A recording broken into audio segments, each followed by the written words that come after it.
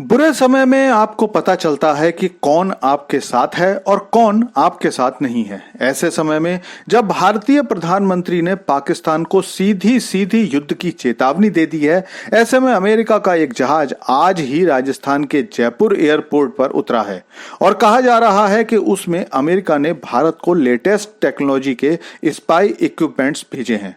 आपको बता दूं कि ये कोई अकेला जहाज नहीं है जो भारत आया है। पिछले 3 दिनों में कम से कम 3 अमेरिकी जहाज जयपुर आ चुके हैं। इसके अलावा इजराइल ने भी कुछ हथियार सामग्री भारत को भेजी है। इसका मतलब यह हुआ कि अब पश्चिमी देशों की एक लंबी लिस्ट भारत के साथ खुलकर आ गई है, जिसके बाद भारत का पक्ष पहले से भी ज्यादा मजबूत हो गया है।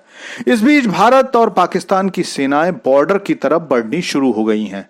पाकिस्तान के सियालकोट की तरफ पाकिस्तानी टैंक और बख्तरबंद गाड़ियों को रवाना कर दिया गया है, लेकिन भारत के लिए इस बार की कार्यवाही पिछली उरी और बालाकोट की कार्यवाही से अलग होने वाली है। आपको याद होगा कि उरी के समय भारत की थल सेना ने पाकिस्तान में घुसकर आतंकवादियों को मारा था। फिर बालाकोट में वायुसेना ने अपनी ताकत दिखाई थी और इस बार बारी नौसेना की है। तो नौसेना ने अपना सबसे ताकतवर एयरक्राफ्ट आईएनएस विक्रांत अब अरब सागर की तरफ रवाना कर दिया है। अकेला आईएनएस विक्रांत ही पाकिस्तान के दक्षिणी सीमा को कवर करने की ताकत रखता है। 1999 की तरह अगर पाकिस्तान की सप्लाई को अरब सागर से काट दिया गया तो जोर जोर से लड़ाई की धमकी देने वाला पाकिस्तान घुटनों पर आ जाएगा। जिसके साथ ही आर्मी ने आज कश्मीर में आतंकवादियों की मदद करने वाले आदिल ठोकर के घर को भी डिमोलिश कर दिया। आदिल ठोकर बिजबेहरा का रहने वाला था, लेकिन इस बीच सबसे ज्यादा बेवकूफी का कदम पाकिस्तान की सरकार ने उठाया है। दरअसल जब भारत ने इंडस वाटर ट्रीटी को स्थगित करने का फैसला किया तो उसके बाद पाकिस्तानी सरकार पर भारत से सारी संधियों को तोड़ने का दबाव पड़ने लगा। पाकिस्तानी सरकार ने बाकी सब तो भारत के फैसले ही दोहराए, लेकिन एक तो उन्होंने भारत पाकिस्तान के बीच 1971 के शिमला समझौते को तोड़ने की धमकी दी और दूसरा भारत से सारे व्यापारिक संबंध खत्म कर दिए। और दोनों ही कामों से भारत से ज्यादा पाकिस्तान पर बुरा असर पड़ने वाला है। दरअसल 1971 में पाकिस्तान के 2 टुकड़े होने के बाद दोनों देशों के बीच शिमला में एक समझौता हुआ था, जिसके अनुसार कश्मीर में एलओसी को ही सीमा मान लिया गया था और दोनों देशों ने इसका सम्मान करने का वचन दिया था। इसमें कहा गया था कि दोनों देश अपने सभी मुद्दे बातचीत से सुलझाएंगे और इसमें तीसरी किसी भी पार्टी का कोई इन्वॉल्वमेंट नहीं होगा।